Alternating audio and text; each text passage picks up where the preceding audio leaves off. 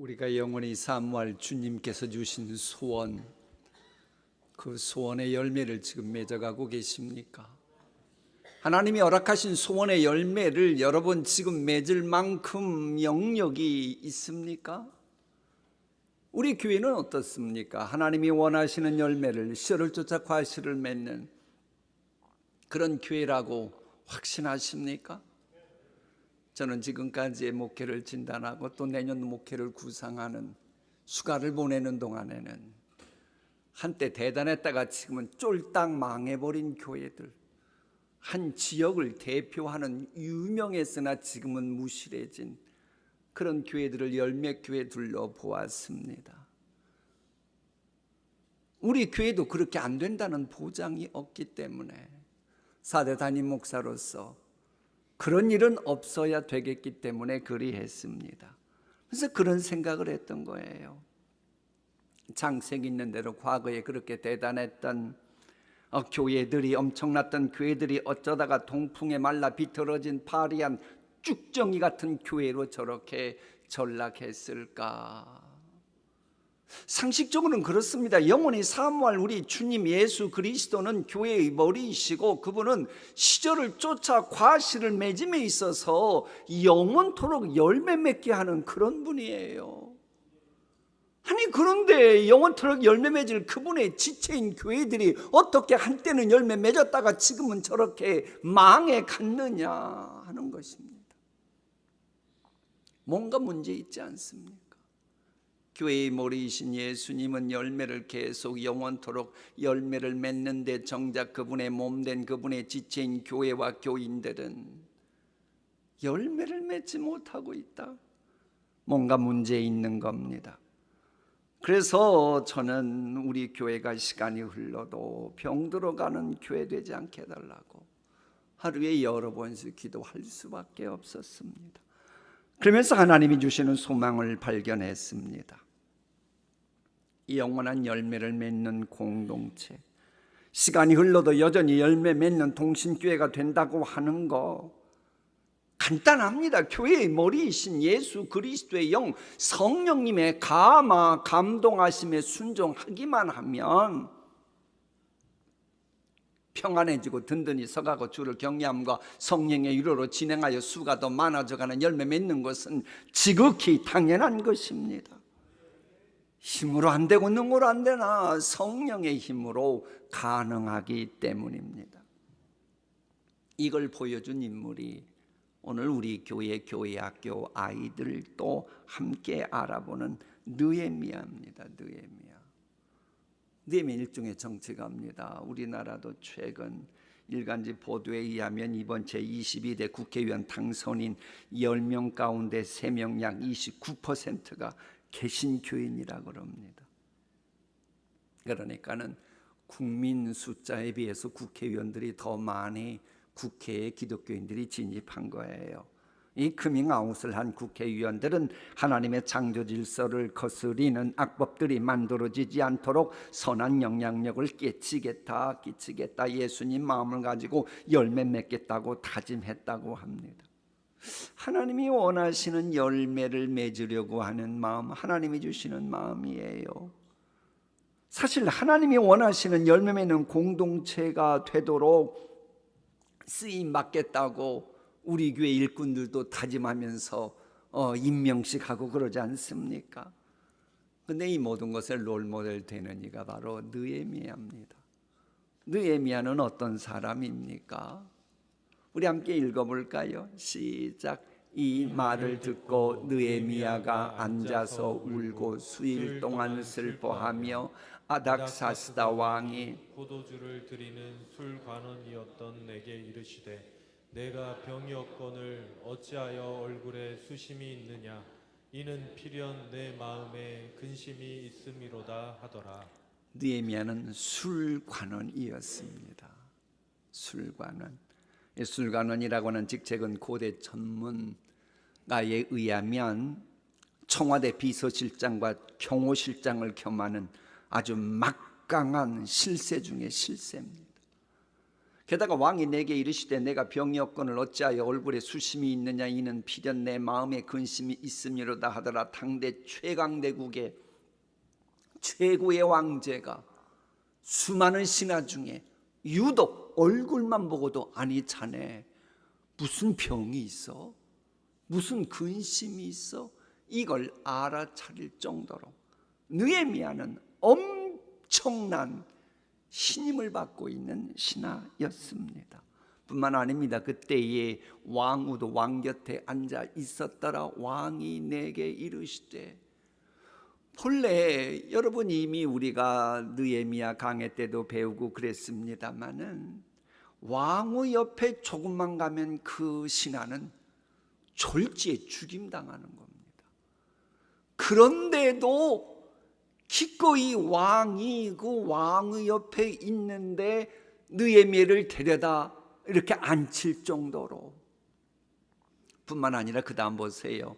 부탁하니까는 그래 왕이 허락하고 너 갔다 오는데 군대 장관 보내줄게, 마병 보내줄게, 이 정도였습니다. 느헤미야가.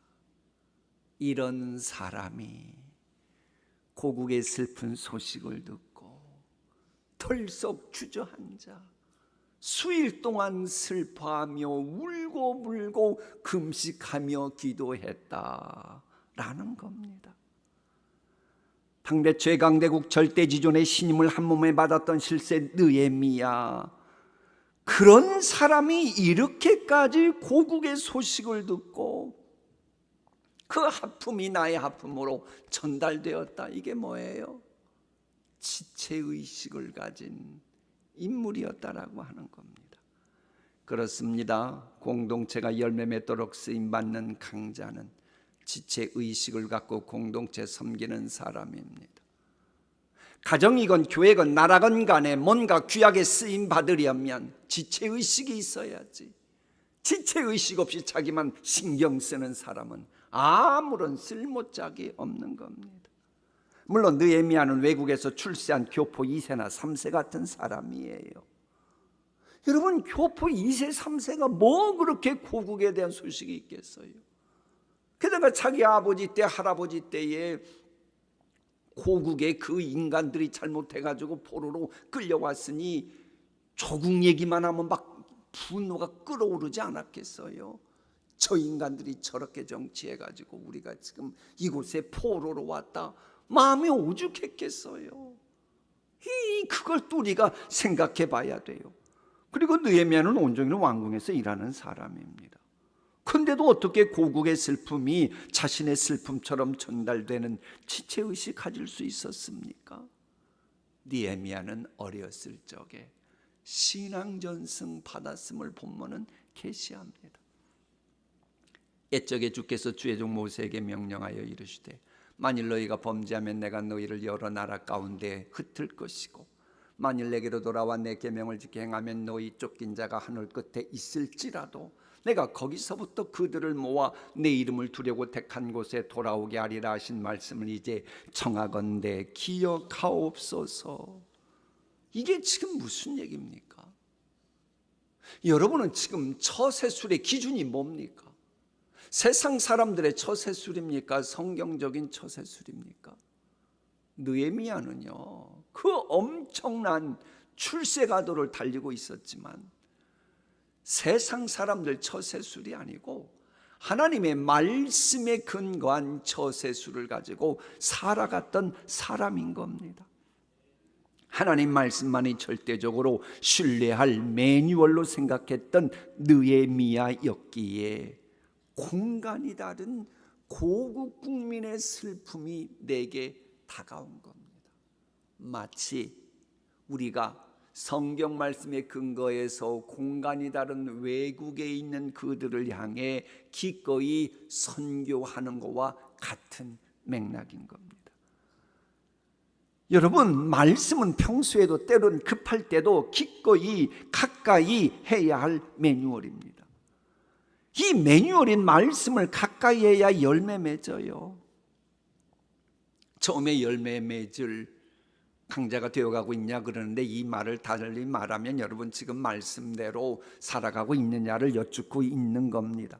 존재 이유와 목적이 제 기능을 함에 있어서 강자였던 분들의 로드맵이 바로 성경이란 매뉴얼입니다. 여러분, 어떤 분은 이 세상을 하드웨어와 소프트웨어로 구분하는 책을 읽게 됐어요. 그러니까 눈에 보이는 환경 여건은 하드웨어고, 그리고 소프트웨어는 사람이라는 거예요. 여러분, 컴퓨터 아무리 하드웨어 있어도 소프트웨어 있으면 그 컴퓨터는 있으나 마나인 겁니다. 세상이 아무리 좋은 환경 여건이 구비되어 있어도 그 속에 사람이 없으면 그런 환경 여건은 좋으나 마나입니다. 이와 같이 사람이 없으면 세상의 모든 환경 여건은 있으나 마나입니다. 그러니까 여러분, 내가 정말로 하나님께서 원하시는 열매 맺는 소중한 강자로서 신앙생활하고 싶은 게 분명하다면, 여러분 사고방식에는 세상적인 소중한 것이 이것저것 있겠지만 그보다 가장 중요한 것은 천하보다 귀한 한 영혼, 사람이다. 요게 구비되어 있어야 합니다. 만일 제가 둘러봤던 이 유럽 교회, 유명무실해진 교회들이 그렇게도 웅장하고 엄청난 교회로 막 쭉쭉 뻗어갈 때에 진짜 소중한 한 사람 한 사람이 중요하다, 이걸 잊지 않았다면 그렇게 망해갔겠습니까? 망해가지 않습니다. 우리 동신교회요, 망하고 안 망하고 기준이 뭔 줄 압니까? 교회 나온 한 분 한 분을 얼마나 소중하게 여기느냐 마느냐에 따라 결정돼 버리는 거예요. 이번에 감사하게도 우리 교회는 참 한국 교회가 주목할 만한 열매가 맺혔어요. 본래 이 한생명 초청잔치 나오고 10% 20% 정착하면 대단한 겁니다. 그런데 우리 교회는 지금 39% 찍었다고 담당 교역자실이 우리에게 알려주더군요. 이 엄청난 일이 벌어진 거예요. 그러나 아무리 이래도 어느 순간부터 한 영혼을 우습게 알기 시작하면 동신교회는 망하는 거예요. 한 영혼 한 영혼을 중시해야 그때부터 더 하나님을 흥왕하고 시절을 쫓아 열매를 맺는 역사가 일어나는 겁니다. 그러니까 교회가 교회답지 못할 때 예수님 예루살렘 성전 뒤엎어버리셨잖아요. 그 예수님의 유럽 교회도 진짜 중요한 사람을 간과하니 촛대를 옮겨버리신 겁니다. 그런데 여러분, 사람도요, 똑같은 이 사람도 눈에 보이는 사람의 이목구비를 하드웨어라고 한다면 보이지 않는 인간의 영혼, 생각, 마음은 소프트웨어입니다.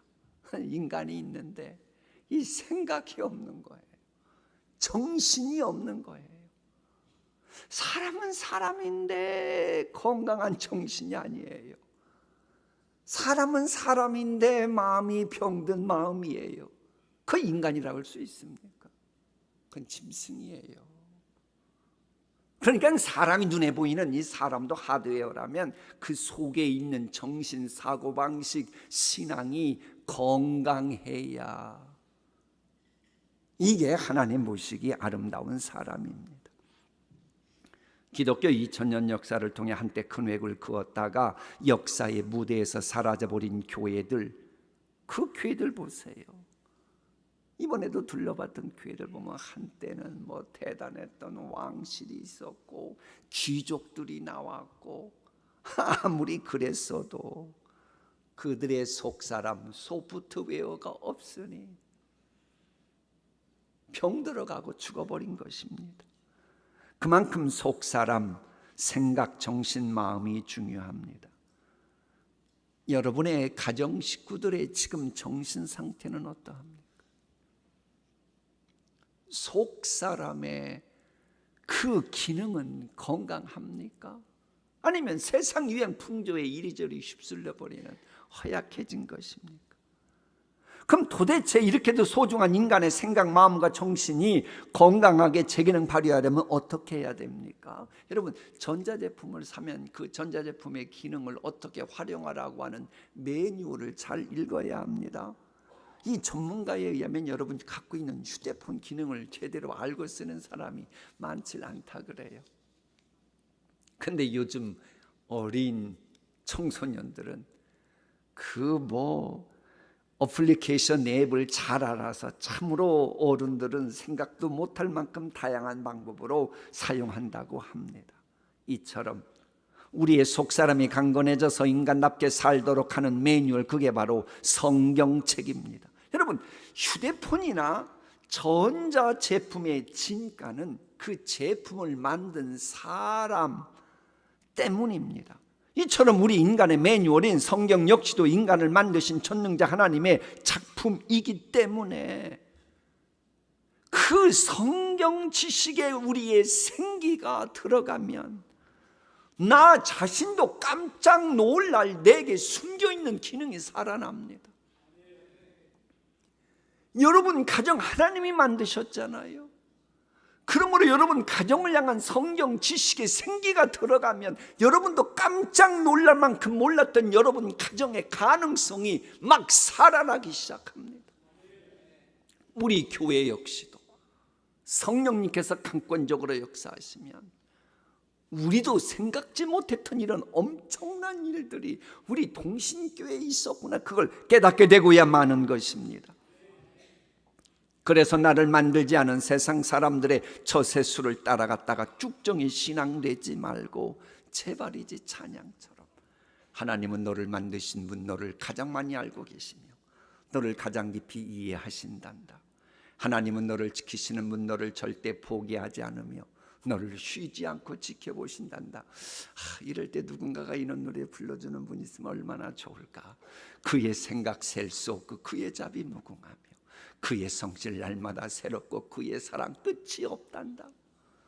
이런 그 하나님이 만드신, 하나님은 나를 만드신 분이잖아요. 나를 만드신 하나님의 매뉴얼대로 한번 살아가 보십시오. 놀라운 열매 맺는 거예요. 나 자신도 깜짝 놀랄 만큼의 축복의 금맥들이 내게 있음을 믿으면 살아갈 수 있어요. 깊도다 하나님의 지혜와 지식의 풍성함이요 그의 판단은 헤아리지 못할 것이며 그의 길은 찾지 못할 것이로다. 여러분을 만드신 하나님의 매뉴얼 따라가 보세요. 여러분이 생각도 못했던 깊고 오묘한 일들이 새롭게 만들어지는 겁니다. 그래서 공동체가 열매 맺도록 쓰임받는 강자는 누구냐? 나를 창조하신 하나님의 매뉴얼대로 살아가는 사람입니다. 그렇게도 대단했다가 지금은 병들어버린, 망해버린 유럽교회의 공통분모, 성경 말씀을 외면했기 때문입니다.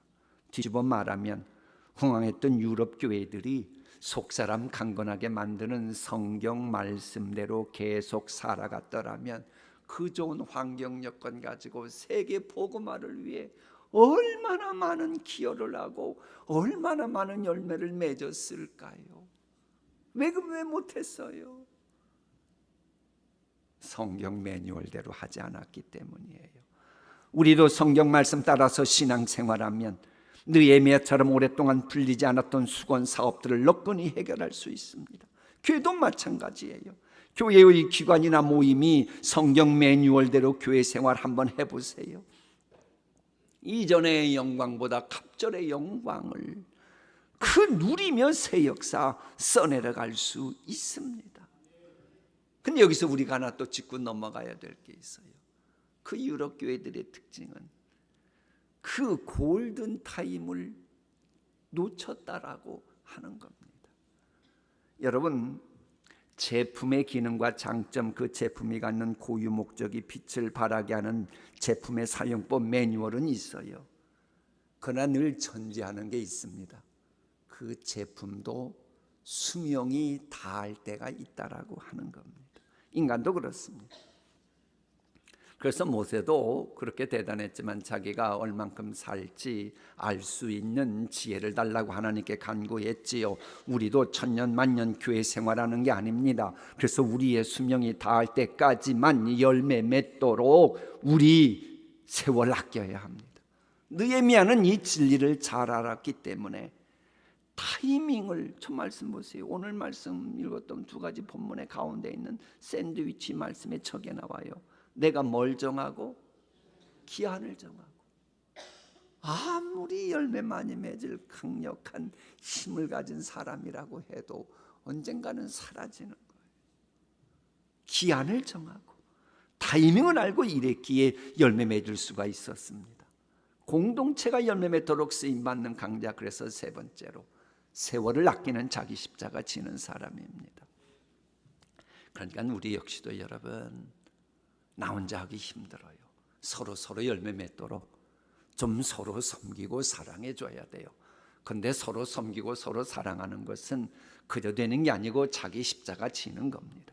영적 전쟁을 하면서 자기 십자가 지려는 노력도 하지 않았다가 폐잔병처럼 그저 신앙생활하고 마무리되는, 그리고 자식들한테 눈에 보이길 신앙생활에도 별 볼 일 없네, 이런 엉터리 신앙인이 되면 안 됩니다.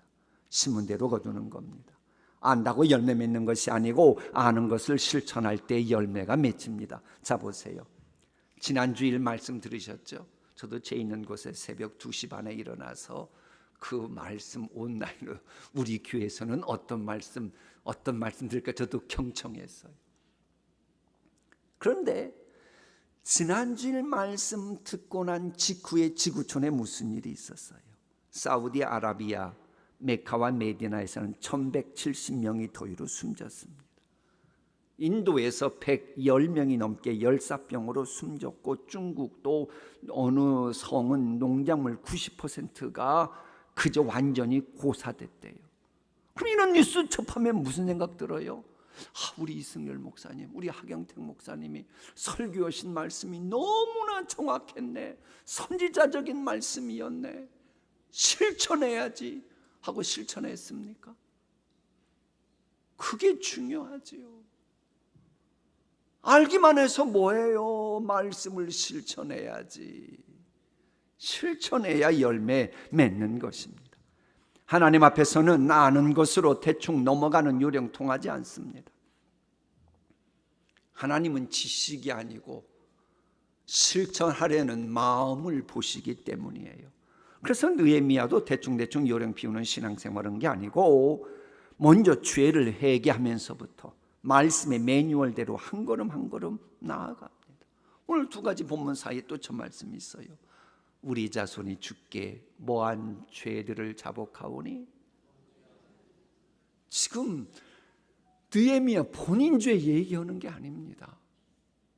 자기 민족이 공동체가 지은 죄악을 회개하고 있는 겁니다. 여러분, 공동체의 죄악을 나의 죄악으로 생각하고 회개하는 일꾼들이 있어야 그런 교회가 병들지 않습니다. 병들어가는 공동체의 특징을 보세요. 가정이건 교회건 국가건. 무슨 죄가 있으면 자기는 하나도 잘못한 게 없고 막 서로 책임전가하기 바쁜 거예요. 내 죄입니다. 우리 가정이 이렇게 된 거, 우리 교회 이렇게 된 건 내 탓입니다. 느헤미야처럼 회개하는 분은 한 분도 없고, 누구 때문이다 책임 전가만 하는 인간들만 들끓을 때 그 공동체는 병들어가는 겁니다. 여러분 가정에 어려움이 있을 때 내 탓이라고 하십니까? 교회가 힘들 때 여러분 내 탓이라고 하십니까? 지금이라도 공동체의 문제점을 나의 문제점으로 알고 내 탓이요 하면서 자기 십자가를 지는 분들이 많아질 때 회복의 열매는 물론 부흥의 열매도 맺히게 되는 겁니다. 나를 십자가에 못 박지 않으면 부활의 능력으로 소성되는 열매는 영영 맺히지 않습니다. 달라스 윌라드가 한 말이지요.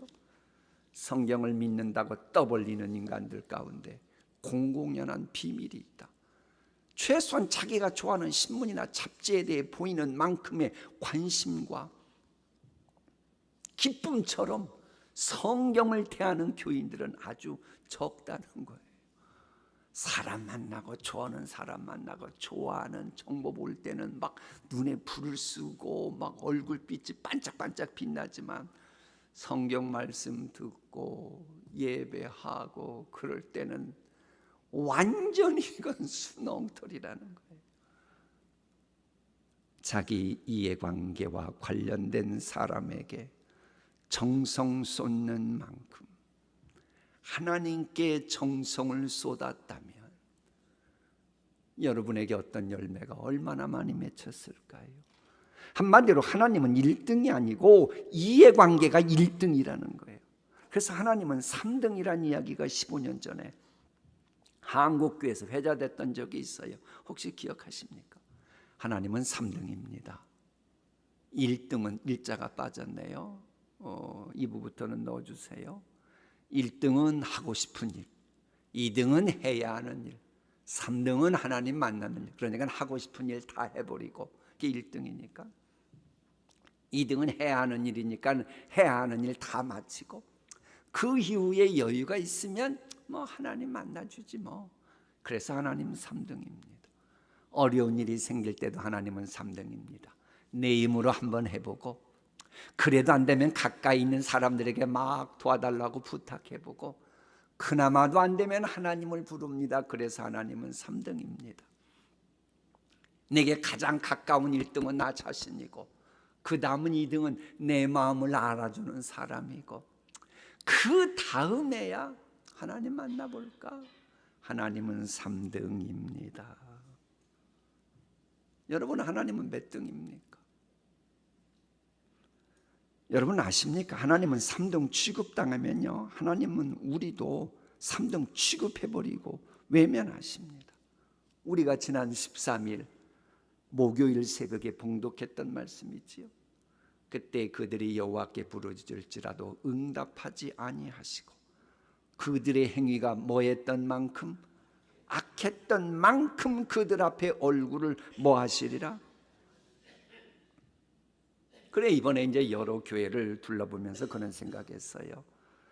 지금 돌아보고 있는 이 엄청난 교회에 하나님을 1등으로 섬기는 예배자들, 교인들로 충만했다면 이 교회들은 이러지 않고 지금도 주께 영광 돌리는 열매를 시절을 쫓아 맺고 있을 텐데,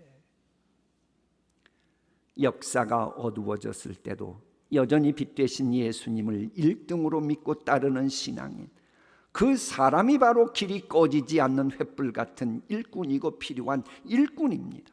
그런 분들이 계셨기에 초대교회는 환난과 핍박과 장애 요소가 많았어도 그 모든 어둠을 물리치고 열매 맺을 수 있었습니다. 느헤미야는 하나님을 1등으로 섬기는 신앙생활을 했기에 공동체가 열매 맺는데 쓰임 받았던 거예요. 여러분, 사가랴와 엘리사벳이 하나님을 1등으로 섬길 때에 그 고목에 꽃이 피는 그 은총을 입었잖아요. 그때의 상황을 누가복음은 이렇게 증언합니다. 그 근처에 사는 자가 다 두려워하고 이 모든 말이 온 유대 산골에 두루 퍼지매 듣는 사람이 다 이 말을 마음에 두며 이르되 이 아이가 장차 어찌 될까 하니 이는 주의 손이 그와 함께 하심이로라. 우리 이렇게 살아가야 되는 거 아닙니까? 하나님의 말씀, 나를 만드시고 우리 가정을 만드신 말씀 매뉴얼대로 살아가면 주변 사람들이 여러분과 여러분의 가족을 바라보면서 장차 이 집안은 얼마나 위대하게 될 것인가, 이 동신교회는 얼마나 위대한 열매를 맺힐 것인가 기대하지 않겠습니까? 주변 사람들이 기대하는 여러분과 여러분 가정과 우리 교회가 되기를 소망합니다. 기도하십니다.